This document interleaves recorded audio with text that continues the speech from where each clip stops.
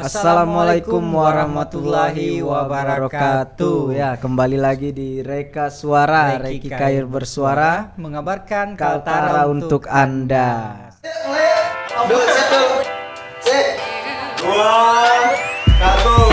Sudah kedatangan narasumber yang agak-agak ceriwis gitu ya. Ya, agak-agak tumpis lah kalau bilang orang.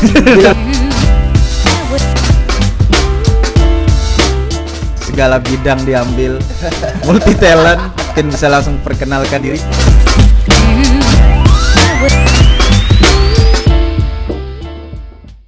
Ya, kembali lagi di Reka Suara seperti biasa di episode keempat.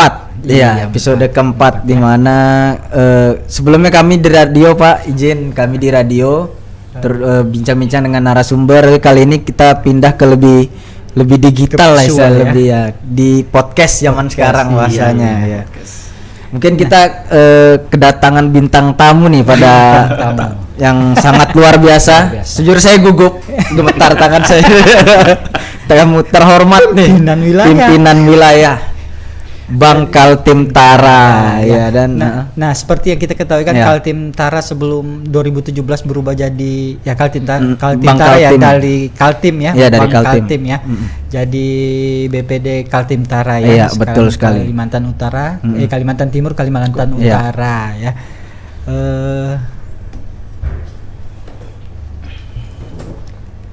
Yang juga berubah jadi perseroan terbatas ya. Yep, dari BUMD jadi perseroan terbatas.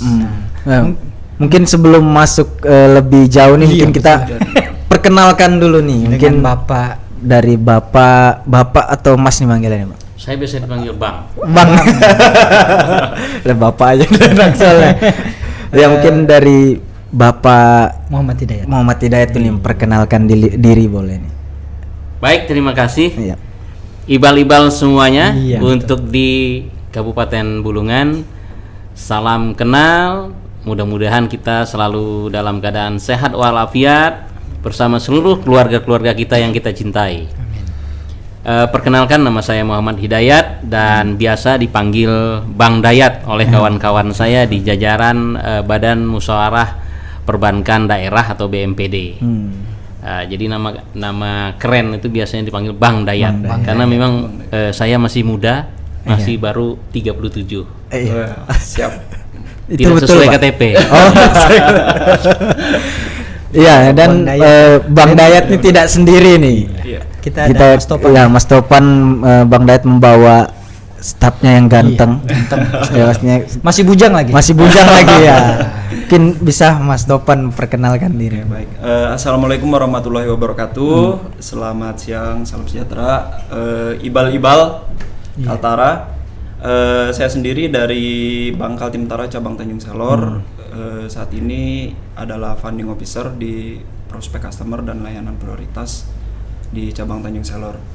Nah, gitu. Kira-kira ya biasanya sih kalau unit saya itu hubungannya kaitannya kerjasama dengan pihak-pihak swasta atau pihak-pihak Pemda yang berhubungan antara BPD sama pihak luar biasanya. Berarti pas nih sudah Mas Topan yang hadir pada yang muda sore siang hari ini. Cocok dengan tema kita hari ini ya. Iya. Yang muda yang berinvestasi. Iya. Mungkin jelasin seniornya, yang muda yang nyambungin betul. Anak muda semua kita ini. Anak muda. Bang Dayat. Betul. Ya, mungkin kita langsung masuk ke pertanyaan pertama nih. Sebelum jauh ke mengenai investasi, kita bahas investasi, kita mungkin bincang-bincang sedikit tentang Bang Kaltim Tara nih. Bisa Bapak Bang Hidayat ya, menceritakan sedikit sejarah berdirinya Bang Kaltim Tara. Baik, terima kasih kesempatan yang diberikan. Ibal-ibal hadirin sekalian yang saya hormati dan banggakan.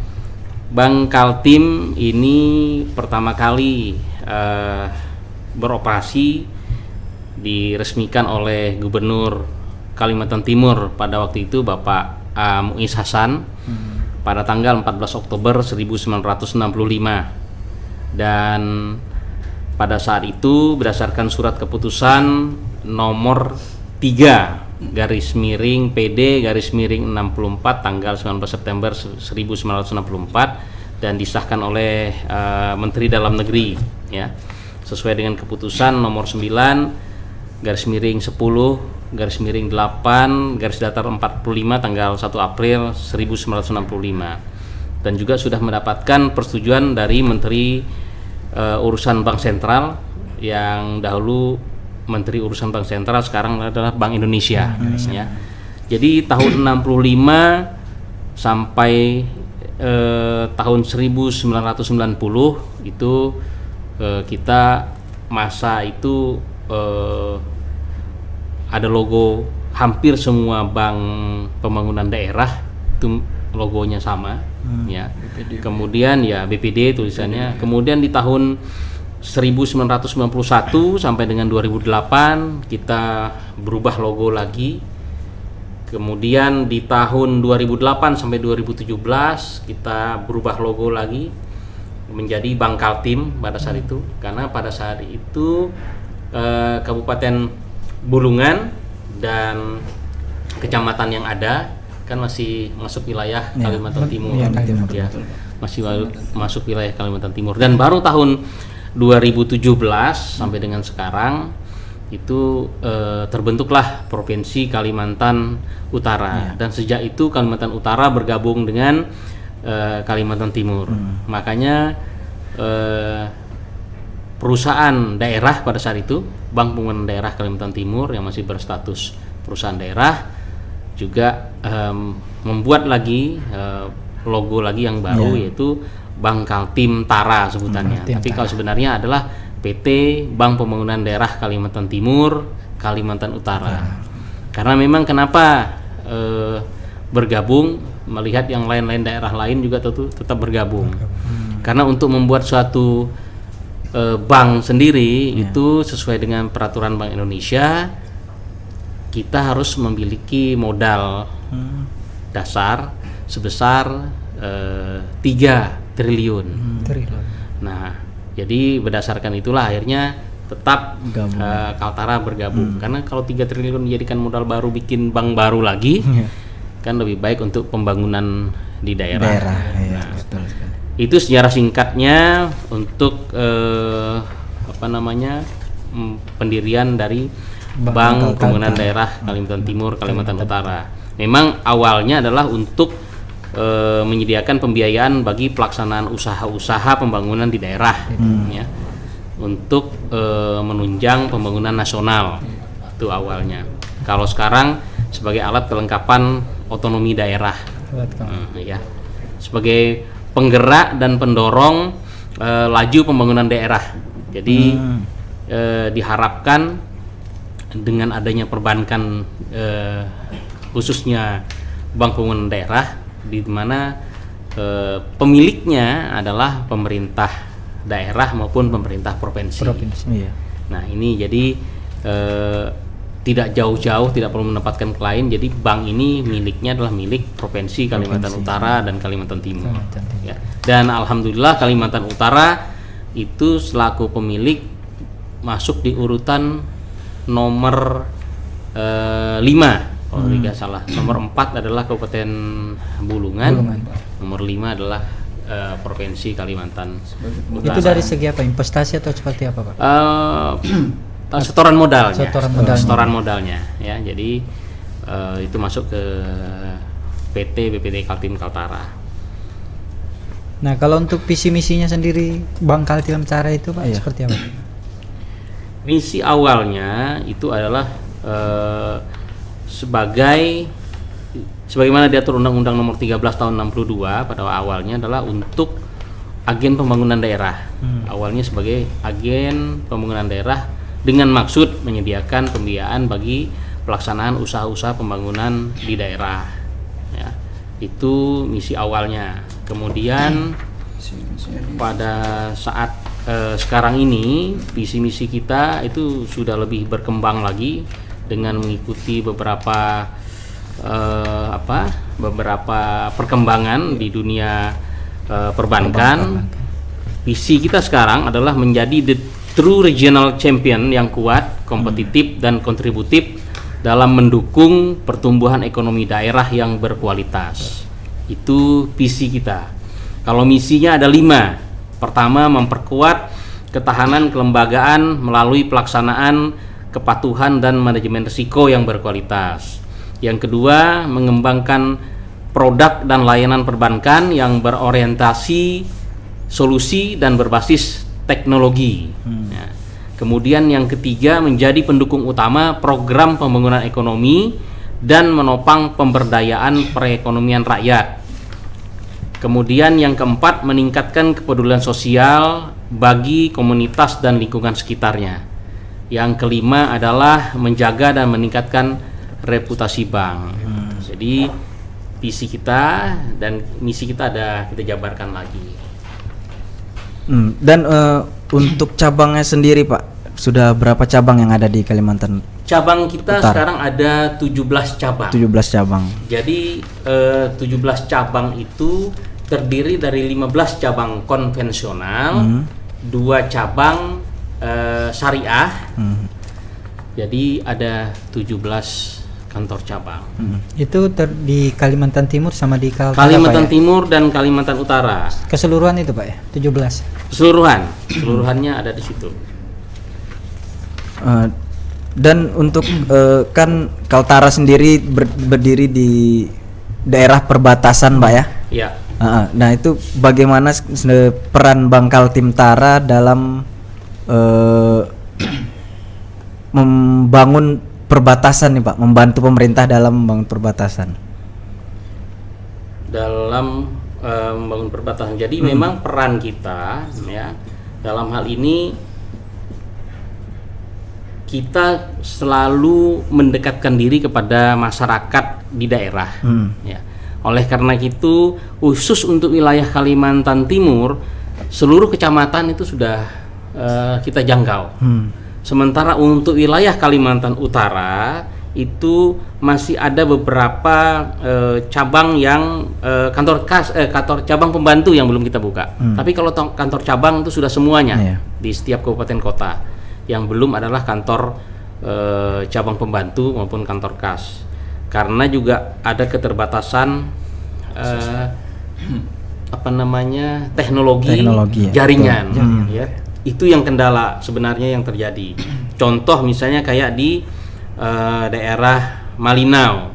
Di daerah Malinau itu kantor cabang pembantunya baru 5. Ya, baru 5. Kemudian semestinya di sana masih ada beberapa kecamatan lagi yang belum. Oh, jadi kantor cabangnya itu di tiap kecamatan. Kecamatan Pak ya. Nah, makanya di Kalimantan Timur semua kecamatan sudah terpenuhi. Jadi kalau untuk Kalimantan Utara, kalau tidak salah masih ada 9 kecamatan lagi yang belum kita operasi. Tapi kalau untuk di daerah yang cukup jauh, dalam hal ini misalnya Krayan, kita sudah ada kantor cabang pembantu di sana di Krayan. Walaupun secara fisik yaitu kita harus menggunakan pesawat, betul. Ya, menggunakan pesawat untuk di sana. Tapi karena kita ingin melakukan pendekatan dengan masyarakat, maka kita buatlah salah satu kantor cabang pembantu di Krayan. Krayannya Pak. Iya. Ya, luar biasa sekali berarti Bang Kaltim sudah ada di ujung perbatasan di Krayan ya. Di Kalimantan Utara. Di Kalimantan Utara sendiri. Yang berdiri sejak tahun 65 tadi ya. Iya, 65. Hampir 97% itu udah ada di setiap kecamatan di Kalimantan Timur dan Kalimantan Utara. 97%. Ya, artinya visi BPD juga di sini agar masyarakat di pelosok itu tahu akan perbankan. Betul. Nah, sehingga proses transaksinya juga jadi lebih memudahkan kan dalam kegiatan ekonominya. Nanti misalnya masyarakat yang terpencil mau menabung, nggak usah khawatir lagi kan. Betul. Karena biasanya nih masyarakat terpencil nih, dari pengalaman saya di lapangan kan, ada yang nyimpan uangnya masih di bawah kasur, ya kan? Ada yang di bawah lipetan, kan itu berisiko tuh. Nah, dengan hadirnya kami di daerah pelosok-pelosok ini, jadi masyarakat itu udah terbantu. Ada wadah, dia mau investasi, dia mau menyimpan di situ, bahkan dia bisa mengajukan permodalan usaha. Sehingga secara langsung juga kami mendukung pembangunan sama perekonomian rakyat juga sesuai sama visi misi dari Bank Kaltim Tara. Iya. Nah, kalau tidak mudah kan Pak sampai ke pelosok sana Pak, pasti ada kendalanya. Kendala yang paling utama Pak Iya, dialami selama sampai ke. Jadi kendala utama yang kita rasakan selama ini adalah memang sarana komunikasi. Jaringan. Ya, karena sekarang ini kan milenial teknologi udah, Pak. kan ya orang biasa harus menggunakan ATM. Nah, sementara ATM itu harus menggunakan jaringan. Nah, jaringannya juga belum terpasang. Dan kami dari Bank Kaltim Kaltara itu tidak hanya diam sampai di situ juga. Kita melakukan kerjasama dengan PT Telkom, ya, menanyakan bagaimana untuk jaringan itu. Nah, ini sedikit saya ralat seperti yang saya sampaikan tadi, karena jumlah kabupaten kota yang ada di tempat kita kan ada 14 kabupaten kota. Kemudian ada jumlah kecamatannya jumlahnya 156. 103 kecamatan itu berada di Kalimantan Timur. Di Kalimantan Utara itu ada 53 kecamatan. Nah, sementara yang baru kita kita dapat di sini 39 kecamatan. Jadi sudah terrealisasi. Jadi masih ada 14 kecamatan. Saya jabarkan lagi, untuk Tanah Tidung itu dari 5 kecamatan sudah 4 kecamatan yang tersedia. Tinggal 1 kecamatan. Kemudian Kabupaten Malinau itu ada 15 kecamatan, 9 yang tersedia. Jadi masih ada 6 yang belum. Kabupaten Nunukan itu 19 kecamatan, yang sudah ada 12 kecamatan. Jadi masih ada 7. Nah, kalau kita jumlah semuanya ada 14 kecamatan yang belum kita jangkau. Ya, yang belum kita jangkau karena itu tadi keterbatasan komunikasi. Itu yang pertama. Yang kedua adalah keterbatasan transportasi betul. Susah. Jadi kalau misalnya ke depan kita membuka salah satu kantor kas atau kantor cabang di sana, kalau nanti transportasinya tidak lancar, ketika masyarakat sekitar misalnya mengambil uang, kita kan ada kas di tempat kita. Tapi kalau kas itu misalnya kita perkirakan 1 miliar, ternyata dalam waktu 1 minggu habis. Tapi untuk mengambil dana tambahan itu perlu waktu juga, misalnya 5 hari untuk sampai ke tempat kantor cabang yang dituju. Berarti 5 hari, kalau dia balik lagi 10 hari. Nah, itu contoh juga. Jadi pertama adalah komunikasi, kedua transportasi dengan keamanan. Keamanan ya. Apalagi sekarang ini kan di daerah-daerah perbatasan itu kondisinya kalau kita tidak lihat keamanan cukup rawan. Ya, jangan sampai nanti yang bertugas di sana tidak merasa keamanan, bawa uang. Misalnya saudara Topan ditempatkan di daerah Sungai Boh misalnya, kan? Masuk ke sana saja itu harus pakai transportasi sungai kan? Benar, Pak. Nah, sungai, Pak. Melewati jiram, bawa uang 1 miliar. Kalau kata Mas Topan, saya nggak apa-apa Pak, saya bisa berenang. Tapi beda berenang di sungai, di kolam renang dengan berenang di sungai yang penuh dengan batu jeram. Gitu. Nah, ini kan ada biaya lagi di situ dihitung. Tapi sekali lagi kalau kita dari Bank Kaltim Kaltara selalu berusaha mendekatkan diri kepada masyarakat yang ada di kabupaten kota yang dalam hal ini yang bisa kita jangkau. Terus berupaya lah pastinya dari Bank Kaltim Tara. Artinya itu dedikasi oleh PT BPD Kaltim Kaltara, dedikasi dari kami untuk warga Kalimantan Timur dan Kalimantan Utara. Sampai pelosok-pelosok itu layanan kita masih ada gitu. Gitu. Karena ini kan BPD ini atau Bank Kaltim Tara ini kan punya kita bersama sebenarnya, punya masyarakat Kalimantan Timur dan Kalimantan Utara. Karena kan yang punya ini adalah pemerintah daerah juga. Seperti Bapak Dayat jelaskan tadi kan pemegang sahamnya juga, dan Kaltara termasuk peringkat 5 untuk saat ini, Pemkab Bulungan itu peringkat 4. Artinya juga setiap tahun itu BPD itu juga menghasilkan laba untuk Pemda gitu, dari pembagian dividen gitu. Jadi dari nggak hanya dari pengabdian untuk masyarakat, itu dari pembagian laba juga Pemda itu dapat gitu. Artinya 2 hal itu juga bisa membantu dari segi pendapatan Pemda sama pelayanan masyarakat. Nah, jadi kira-kira sih penambahannya sih seperti itu. Iya. Iya. Nah, ibal-ibal semua itu tadi sejarah singkat ya, dari BPD Kaltim Tara, Kaltim ke Kaltim Tara. Iya. Terus visi misinya seperti Mas, ya. apa dan upaya Bang Kaltim Tara dalam hingga sampai ke pelosok Kaltara ya, ya. sudah dijelaskan dari Pak Hidayat dan Mas Topik ya. Iya.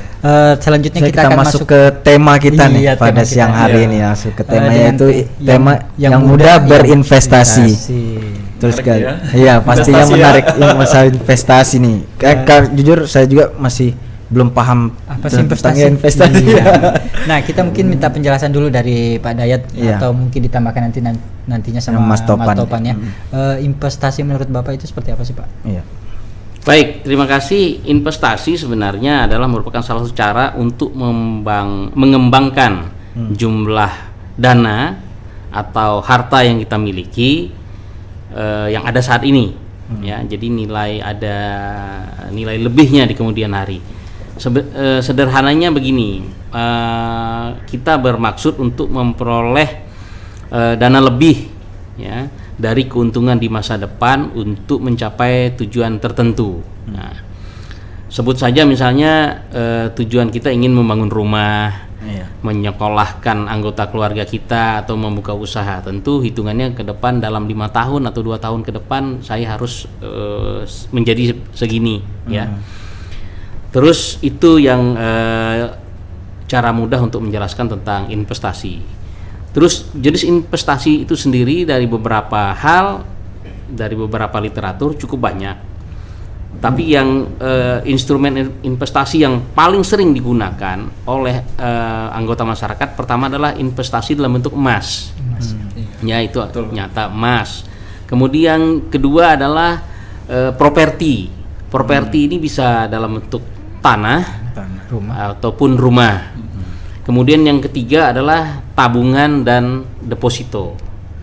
Sebenarnya masih ada lagi investasi yang lain seperti saham, kemudian ada reksadana, ya, kemudian ada peer to peer lending. Tetapi di tempat kita masih belum ada. Ya, jadi yang paling sering itu tadi yang saya sampaikan ada emas, properti, deposito dan tabungan. Ya, itu untuk investasi. Kalau menurut Mas Topan seperti apa? Ya, benar sekali yang dikatakan Pak Dayat. Investasi itu kita itu mengembangkan dana kita. Artinya investasi itu punya tujuan. Tujuannya itu biasanya untuk profit. Nah, cenderung investasi itu biasanya ke masa depan, jangka waktu. Nah, karena biasanya nih kita nyiapkan uang kita nih. Rencana kita 3-5 tahun ke depan nih, contoh nih misalnya, saya pengen punya rumah nih dalam 5 tahun ke depan nih.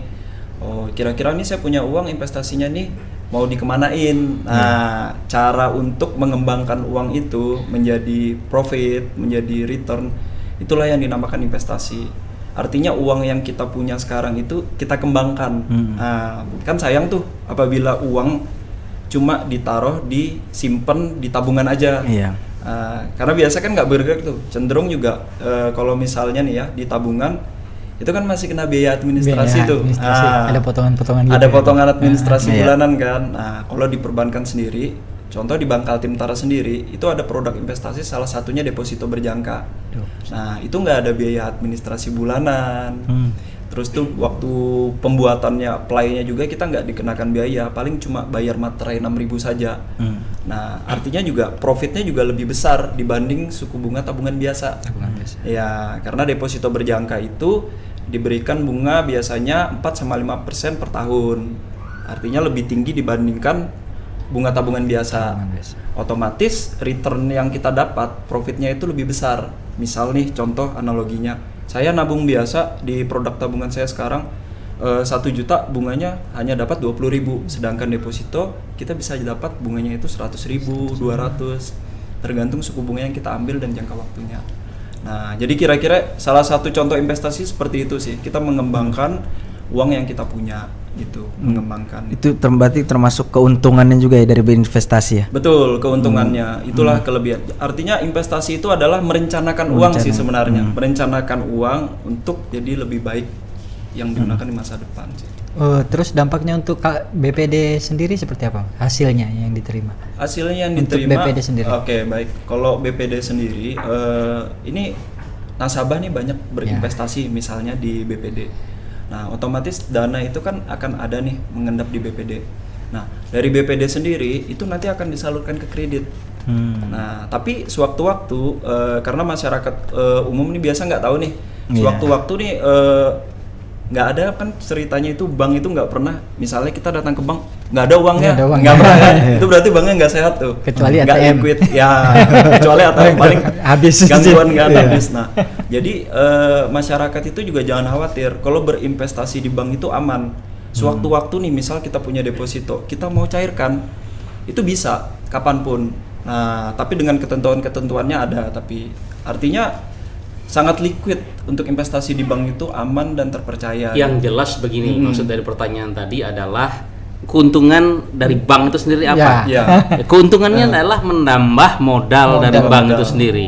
Ya, intinya gitu. Jadi kalau misalnya yang nabung cuma 500, terus kalau yang nabung bisa jadi 1000, kan kalau satu orang saja menabung 1 juta, berarti kita sudah punya uang berapa hitungannya begitu. Jadi menambah modal perbankan juga, dan itu nanti bisa diputar seperti Mas Topan sampaikan tadi, bisa untuk kredit, bisa juga untuk hal-hal lain. Jadi kredit tadi kan ada kredit investasi, ada modal kerja.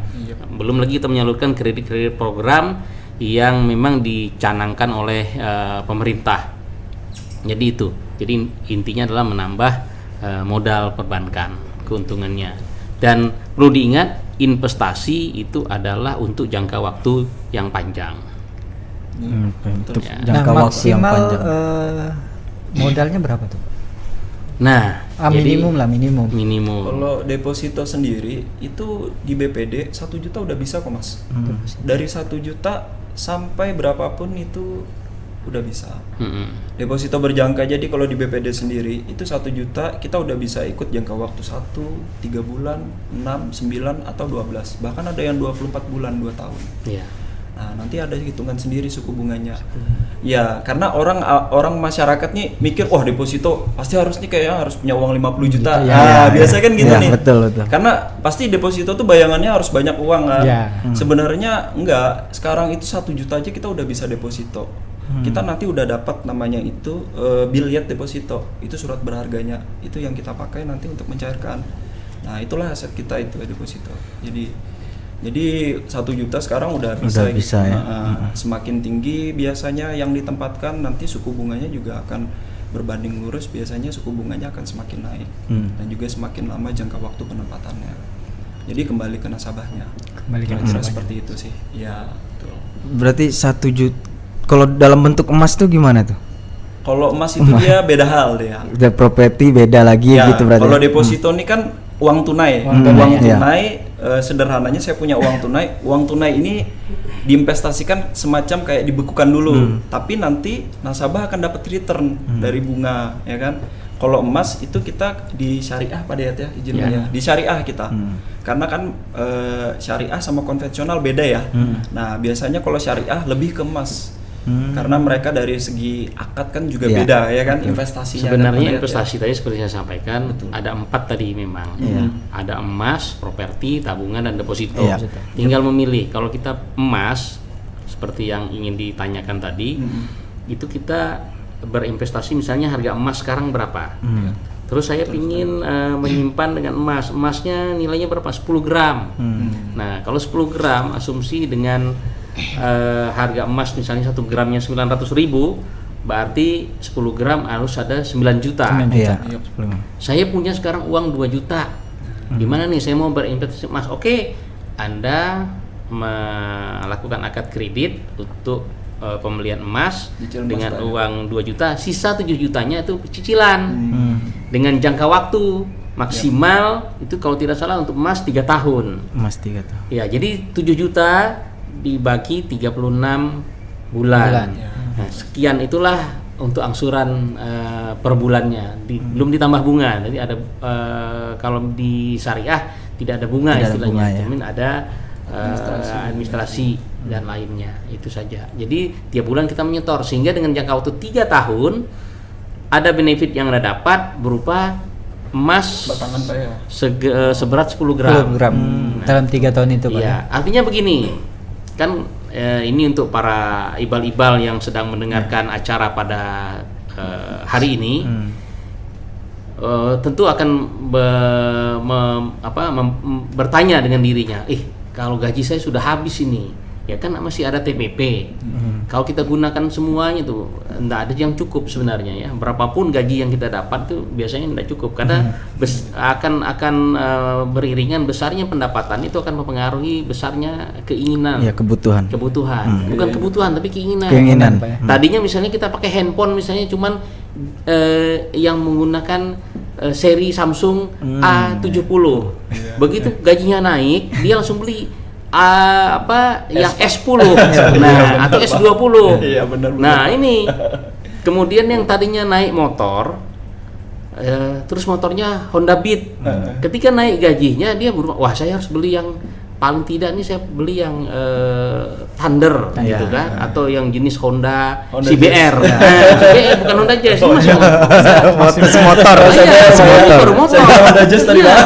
Itu karena perubahan Iya pendapat betul, itu tadi. Iya, sering terjadi itu Pak. Iya, tadinya misalnya cuma pakai ikat pinggang merek Charles and Keith. Sekarang tiba-tiba berubah harus pakai yang begini. Nah, ini Gucci Pak ya. Ya, jadi hal-hal begitu jadi yang sehingga kebutuhan itu terus meningkat. Tapi kita harus memikirkan juga investasi ini gunanya untuk diri kita sendiri, untuk keluarga kita dan anak-anak. Jangka panjangnya. Cara mudahnya saya sampaikan kepada masyarakat atau ibal-ibal sekalian. Jadi kalau ada dana lebih, misalnya Anda setelah dikurangi kebutuhan hidup 1 bulan, ini malah kita masuk materi nih ya ceritanya nih. Jadi Anda sisihkan saja pendapatan Anda misalnya untuk anak. Untuk anak itu 1 orang 100.000. Kalau Anda punya 2 anak, berarti 200.000. Ini maksud saya untuk menghimbau pada masyarakat harus kita punya ketetapan atau kekuatan tekad. Saya harus tiap bulan menyimpan 200.000 simpan. Kalau disimpan di rumah biasanya akan terpakai. Kalau disimpan di tabungan kita pasti memilih. Makanya kalau pilih tabungan itu harus komitmen, jangan diambil. Kalau bisa buku tabungannya disimpan di istri, tapi ATM-nya juga disimpan di istri gitu. Kalau perlu nggak usah cetak ATM Pak. Kalau lebih aman tuh dan ditarik Pak. Anda bisa berasumsi seandainya saya punya anak umur misalnya 1 bulan. Ketika dia lahir 1 bulan saya tabungkan dia 100.000. Ketika dia berumur 1 tahun dia sudah punya uang 1.200.000. Itu 100.000 ya. Setahun. Kalau dia sudah berumur 6 tahun masuk sekolah, 6 kali 12 dia sudah punya uang 7.200.000. Nah, ketika dia mau masuk sekolah, tidak ada alasan orang tua bilang saya nggak punya uang. Karena si anak yang umur 6 tahun mau 7 tahun tadi ini sudah punya dana simpanan, itu baru 100.000 loh. Ya, 100.000. Kalau kita simpankan tapi kan dalam perkembangannya ketika kita bekerja, dimanapun kita bekerja, setiap tahun itu pasti ada kenaikan gaji atau kenaikan pendapatan. Berarti ketika dia usia 5 tahun saja, kita pendapatan ya ditambah misalnya dari 100 jadi 150 atau 200. Sehingga nanti ketika dia mau masuk SMP masih ada lagi cadangannya. Ada lagi dibayar. Nah repot.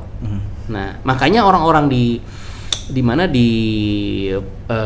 tempat-tempat terpencil yang belum ada perbankan selalu menyimpan uang itu dalam bentuk emas. Ketika anaknya mau sekolah atau apa, digadai atau dijual. Untuk itu sebenarnya. Tapi ini kita balik, kita harus berada di dalam lingkungan perbankan untuk keamanan. Safety-nya itu penting. Kalau simpan di rumah, pas lagi tertidur, kebakaran misalnya hilang, atau ada yang dicuri, ya itu kan merugikan kita sendiri. Tapi kalau simpan di bank, apa yang mau diambil? Diambil ATM, kalau nggak tahu pinnya nggak bisa keluar. Terus kalau kita mau ngambil, sayang sudah, malas aku ke bank, lumayan jaraknya 1 kilo, kan? Itu juga mempengaruhi. Nggak terpakai uangnya. Jadi awet Pak ya. Ya ini salah satu tips lah yang saya sampaikan. Tips dari Bapak Hidayat itu yang mau berinvestasi itu. Dan kalau boleh tahu Pak, caranya sendiri itu bagaimana Pak? Apa yang perlu harus disiapkan? Syarat-syaratnya mungkin. Syarat-syaratnya juga. Nah, syarat-syaratnya itu kalau misalnya kita membuka deposito, kita mengisi formulir yang ada. Ini untuk kejelasan pertanggungjawaban kita terhadap dana masyarakat, ya. Deposito, tabungan, kita mengisi formulir. Kemudian setoran awalnya itu sangat murah. Kalau untuk tadi deposito kita hanya 1 juta bisa. Kalau untuk tabungan minimal kita simpan 100.000 dana di awal. Kita sudah dapat buku tabungan dan sebagainya. Nah, jadi itu untuk tabungan maupun deposito. Nah, kalau emas tadi kita akan bicarakan kan, itu di syariah dia minimal kalau tidak salah setoran awalnya 1 juta. Ya, untuk investasi emas tadi. Nah, kalau properti lain lagi. Nah, kalau properti ini nyangkut perumahan dia akan lebih besar. Sesuai nilai barangnya mungkin, Pak. Iya, ada uang muka yang harus kita siapkan di situ. Nah, ini bagi yang sudah mapan. Kalau kita bicara properti, tapi kalau kita bicara pemula awal-awal kayak misalnya baru lulus kuliah segala macam. Nah, ini tabungan maupun emas tadi, deposito. Deposito, Pak. Iya. Ya, apakah deposito sendiri itu termasuk dalam model investasi yang dianjurkan tuh, Pak? Dianjurkan. Kenapa? Karena ini adalah untuk bentuk pengamanan atau penyimpanan dana-dana liquid di masyarakat untuk nanti ke depan akan dipergunakan pada saat dibutuhkan. Ya, kalau orang zaman dulu kan taunya cuman emas. Beli tanah. Nah, tapi kalau dengan harga tanah sekarang kan dengan sudah berubahnya provinsi, tadinya Kabupaten Bulungan ditambah dengan menjadi Provinsi Kalimantan Utara, nilai tanah juga naik. Saya dulu bertugas di sini 2009, itu masih sangat murah. Sekarang kalau kita beli tanah di Jalan Durian pada waktu saya dulu masih dapat 200 juta satu kapling. Sekarang 15 kali 30. Ya. Sekarang 2M, Pak. Nah, sekarang sudah lebih dari itu. Bayangkan. Standar 500, Pak. Nah, 500. Nah, kalau cari uang 500 sekarang kan? Iya, benar. Oh, berat ini, nggak ada. Nah, ini saya bicara ini karena untuk yang awal, yang pemula. Misalnya yang masih bujangan, yang siap-siap mau menikah. Itu. Jadi asumsinya kalau kita untuk menyiapkan masa depan anak kita dari sekarang kayak yang hadir hari ini di studio, itu kalau masih bujang atau punya anak satu, itu tadi saya bilang tidak kata terlambat. Kalau anak kita umur sudah 4 tahun, tabungin aja 100.000 sebulan. Nanti ketika dia sekolah minimal ada tambahan dana, atau paling tidak dia akan saya gunakan untuk SMP, SMA. Jadi ketika kita kuliah, misalnya kita tabung saja 1 bulan rata-rata 100.000. Kalau orang kuliah ratanya biasanya umur 17 tahun. 17 kali 12 itu ada berapa? Kalikan 100.000 sudah ada sekian belas juta. Itu asumsinya. Satu tahun saja kan 1.200.000. 1 tahun 1.200.000, kalau 10 tahun berarti ada 12 juta. 12 juta kalau 15 tahun berarti 18 juta. Jadi ketika dia mau masuk kuliah sebenarnya sudah ada. Sudah siap. Itu hanya 100.000. Belum lagi kalau misalnya nanti tiba-tiba dapat TPP cair, kan? Tambah 3 bulan. 200, udah ambil 1 bulan digunakan oleh ayahnya, 2 bulannya disimpanin untuk anak. Gitu. Kalau ayahnya semua yang ngambil, nanti anaknya nggak dapat apa-apa. Ya paling tidak lah kalau misalnya dapat itu ketika anak ulang tahun, ada bisa diambil di situ atau bisa digunakan ke lain, gitu kan. Nah, cuman ini membiasakan, memudayakan kita hidup hemat, itu tadi. Dan itu investasi untuk jangka panjang. Jadi berapapun anak kita sebenarnya tidak akan mempengaruhi kondisi pada saat ini. Ya, memang kata orang, Pak Dayat bisa bilang begitu. Enggak, ini saya sudah terapkan. Dengan kalau saya beda. Kalau saya malah ketika istri saya tahu hamil 1 bulan, saya sudah tabungkan. Untuk dana pendidikan, Pak, ya. Itu dana pendidikan. Luar biasa. Kalaupun kita tidak ada, ya kita tahulah namanya kita baru bekerja dan sebagainya, ketika istri mau melahirkan misalnya itu kan pada usia 9 bulan, ya minimal saya sudah punya modal 900.000. Ya kan? Kalau kita lahiran di bidan kan masih cukup itu. Pada waktu itu ya. Karena saya menikah 95. Bahkan yang di sini mungkin yang 95 baru lahir. Saya 93 berarti baru 2 tahun. 2 tahun. Baru belajar jalan. Baru belajar jalan gila. Ngomong juga belum tembus. belum. Nah, selanjutnya Pak, dari Bank Kaltim Tara sendiri Pak, produk unggulan yang ditawarkan ke pemuda-pemuda itu seperti untuk tertarik itu investasi. Produk apa? Pemuda nih. Jadi kalau untuk pemuda sendiri, untuk saat ini kan yang pertama tadi kaitannya dengan yang kita bicarakan siang ini itu deposito sih yang paling cocok, yang paling aman. Karena apa? Deposito itu returnnya pasti setiap bulan. Karena resikonya itu juga deposito itu hampir mendekati 0, Mas. Beda tabungan sama juga 0. Iya, betul. Tabungan juga. Beda sama investasi-investasi lainnya. Contoh Bapak Dayat tadi ada sempat singgung seperti reksadana obligasi, saham, itu kan fluktuatif tuh Mas. Dan berisiko yang dari moderate sampai high risk.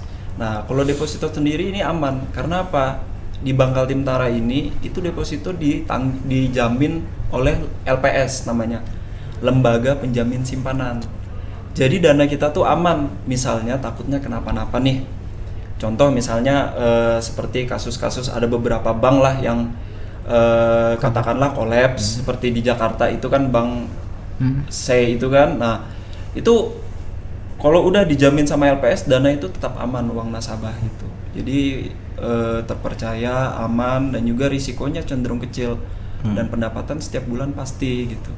Nah, itu yang saya rekomendasikan untuk anak-anak muda, apalagi yang masih istilahnya newcomers. Nah, nanti seiring berjalannya waktu, betul sekali seperti kata Pak Dayat tadi, kita akan tahu tuh contoh seperti dana pendidikan yang dibahas Pak Dayat tadi. Nah, nanti kita akan mencari tahu tuh dari deposito, kita akan mencari tahu, oh ternyata ada juga dana pendidikan investasi. Contoh di BPD punya tabungan simple ya. Simpanan pelajar. Biasa untuk anak-anak itu dari PAUD kita udah bisa bukakan tabungan tuh. Dan bebas biaya administrasi, tanpa ada biaya bulanan. Jadi uang anak itu utuh. Nah, jadi udah canggih nih sekarang nih. Nggak perlu lagi nyimpan uangnya nih manual nih 100.000 di tabungan rumah katakan ya. Kan agak ribet tuh. Nah, sekarang udah canggih. Itu ada buku tabungannya dan juga atas nama misalnya masih punya anak nih, atas nama si anak. Jadi nggak keganggu nih. Rekening bapaknya sendiri, rekening anaknya sendiri. Gitu. Yang ketiga juga ada juga investasi yang lain itu dana pendidikan untuk jangka panjang. Nah, biasanya itu lebih kompleks sih. Biasanya itu semacam seperti dana pensiun lah. Itu biasanya itu sifatnya premi. Nah, tapi itu lebih kompleks sih Mas biasanya. Itu biasanya bisa dicairkan pada saat anak kita usianya misalnya udah kuliah, baru bisa kita cairkan. Ada juga bank punya investasi dana pendidikan seperti itu. Tapi untuk saat ini kan kita bicaranya nih newcomers nih, yang muda-muda, yang masih nggak tahu investasi itu apa. Tabungan sama deposito itu adalah yang paling saya rekomendasikan. Karena memang paling aman, risikonya juga hampir mendekati 0. Tabungan, deposito tadi tuh, gitu. Sama dana pendidikan tadi. Ya, jadi kira-kira intinya yang disampaikan Mas Tovan itu adalah tabungan dan deposito. Betul. Jadi tabungan itu kan macam-macam. Nanti ada tabungan simple, ada tabungan simpeda, ada tabungan prama. Nah, jadi kalau untuk anak-anak yang muda yang masih ini simple. Kemudian kalau dia sudah masuk SMP, SMA, saya sarankan untuk ke simpeda. Gitu. Ya, kalau memang ada lebih lagi benefitnya di prama.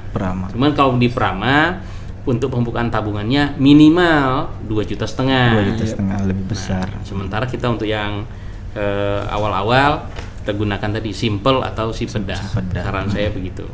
Bisa sambil minum Pak? Iya. Silakan Pak, sambil kita minum dulu. Saya terima kasih ini. Wah, ini minumannya susu kurma. Sukma. Terima kasih kepada yang sudah menyediakan susu kurma dari Arabian Bulungan Shop.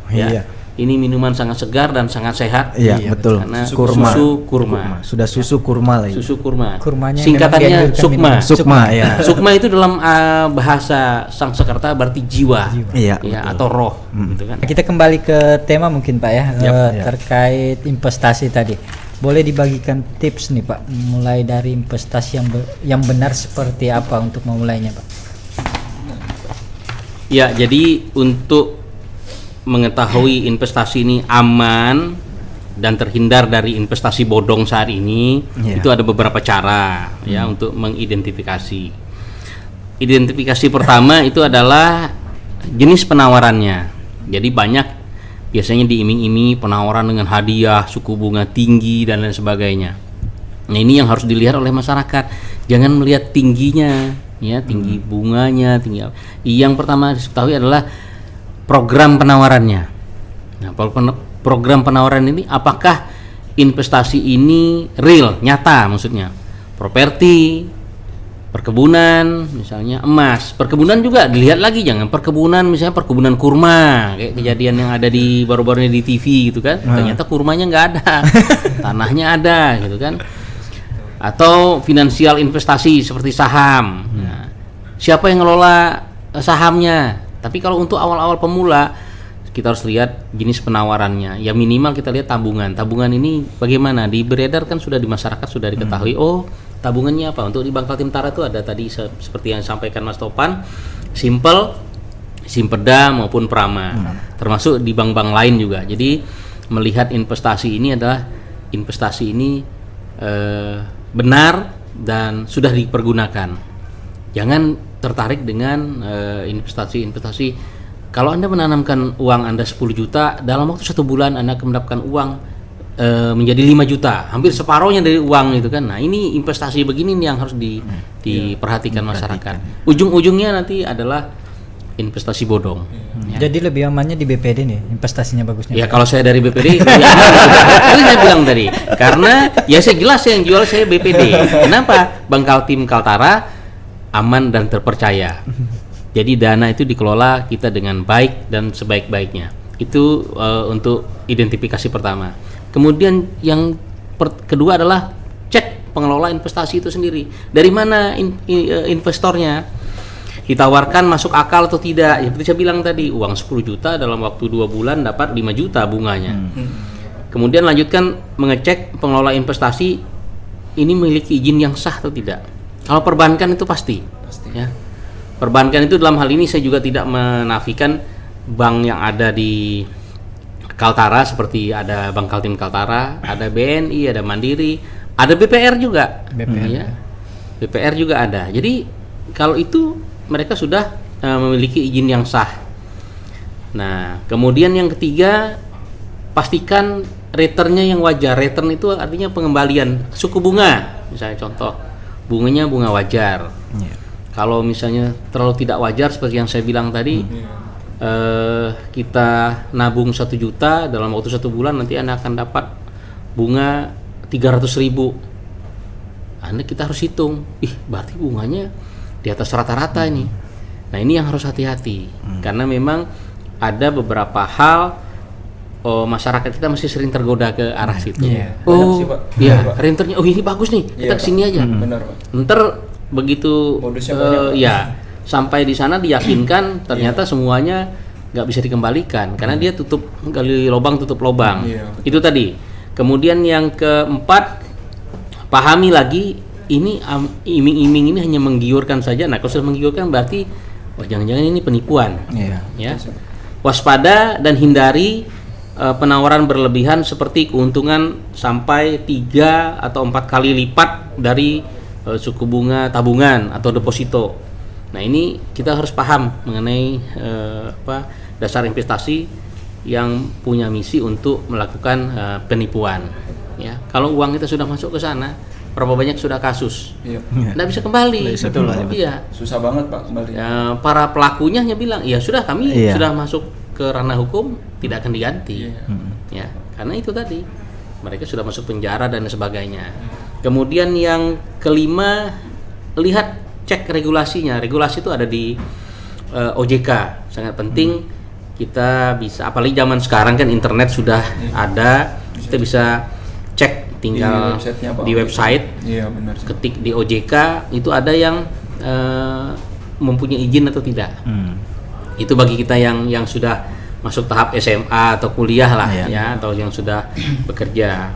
Kemudian yang keenam, mencari informasi, bertanya dengan teman, betulkah ada apa investasi begini yang sering kejadian kan tuh di koperasi ya. Nah, jadi hal-hal begitu yang bisa masuk akal, yang diterima oleh akal untuk kita melakukan investasi. Sama contoh ketika kita mau beli tanah lah, tanahnya di mana? Daerah Sabanar katanya.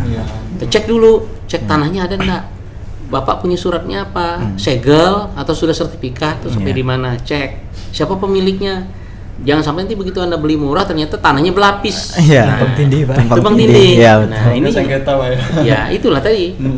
Jadi hal-hal begitu yang harus kita lakukan. Itu contoh kecil sebenarnya. Jadi masyarakat sebenarnya sudah mengetahui untuk melakukan identifikasi terhadap investasi-investasi yang tidak benar. Ya, itu tadi tips ya bagaimana dari cara investasi yang benar dari Pak Dayat nih. Mungkin mau ditambahkan Mas Topan? Ya mungkin sedikit saja sih.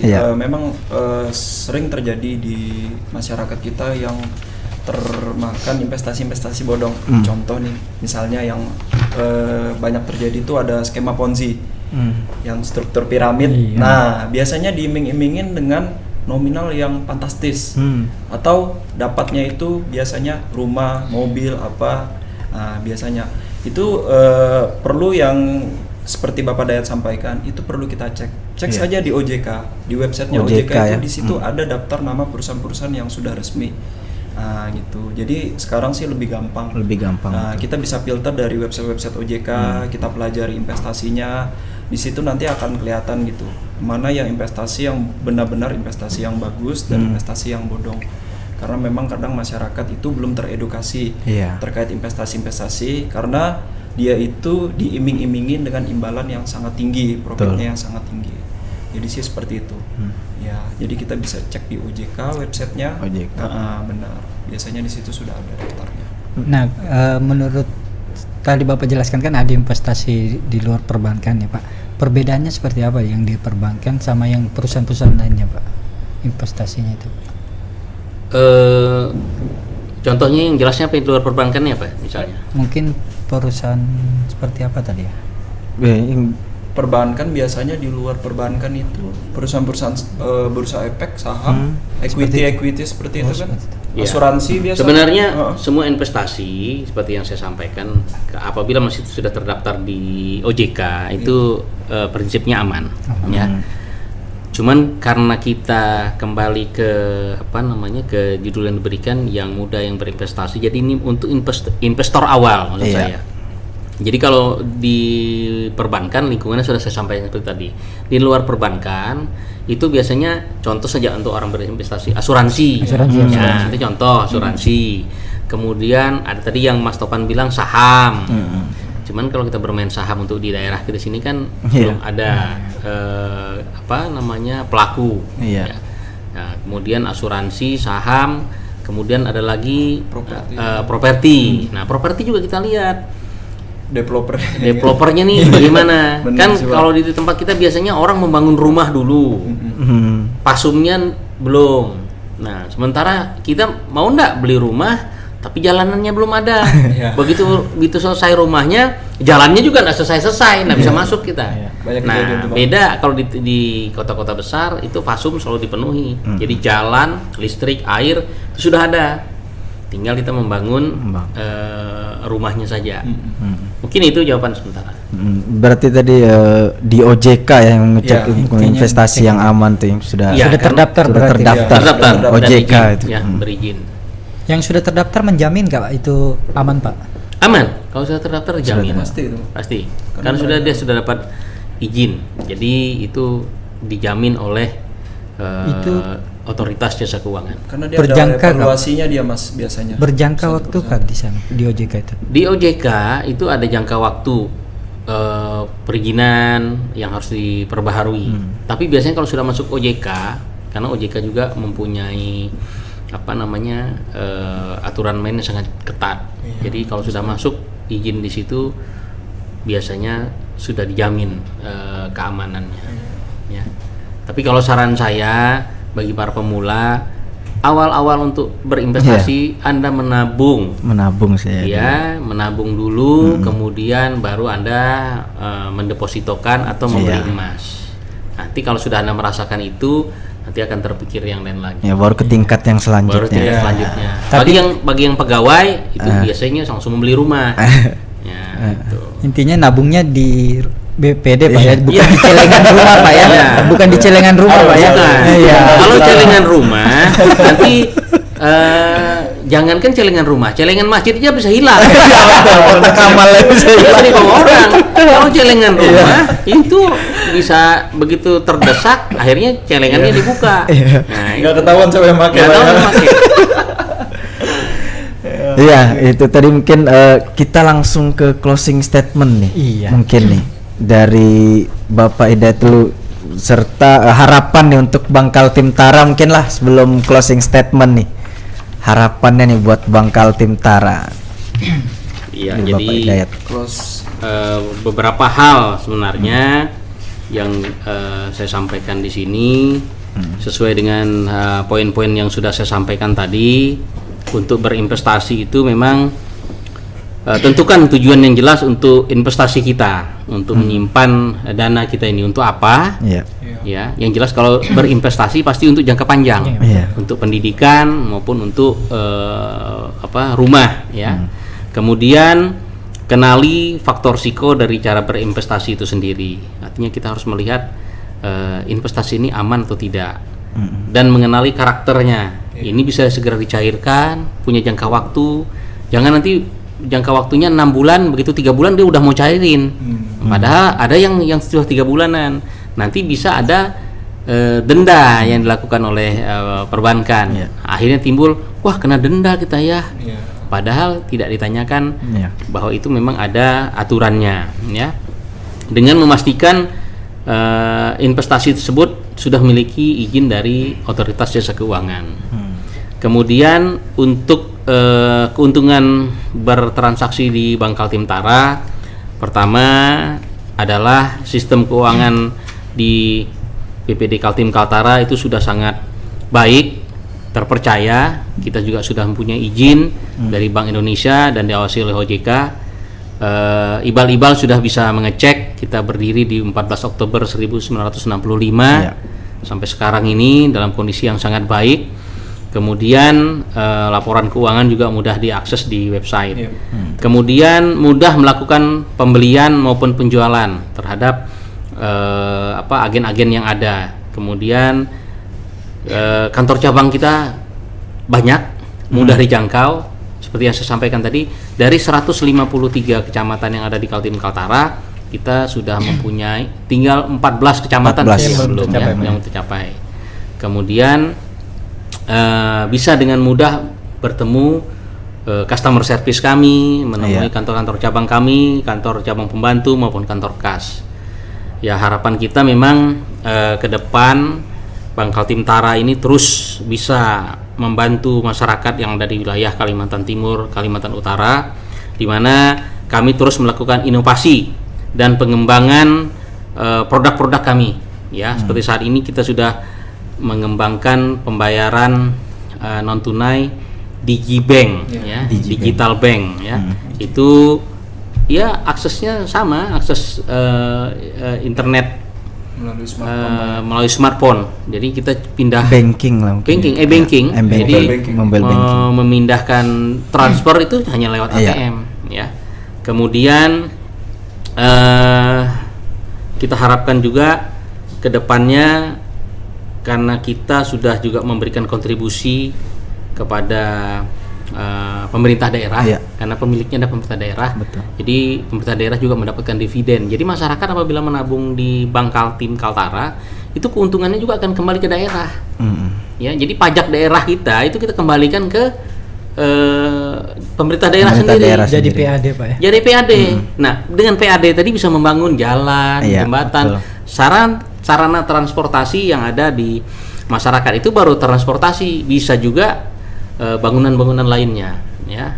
Kemudian kami juga memberikan kontribusi kepada pemerintah daerah yang besarnya sudah melampaui atau melebihi setara saham lah yang sudah kita sampaikan kepada pemilik ya bagi hasilnya. Kemudian kita juga memberikan CSR setiap tahun yang digunakan CSR untuk peningkatan dan mendukung program pemerintah dalam mengedukasi masyarakat untuk meningkatkan inklusi keuangan. Ini sudah kita lakukan juga, jadi ada CSR yang kita berikan.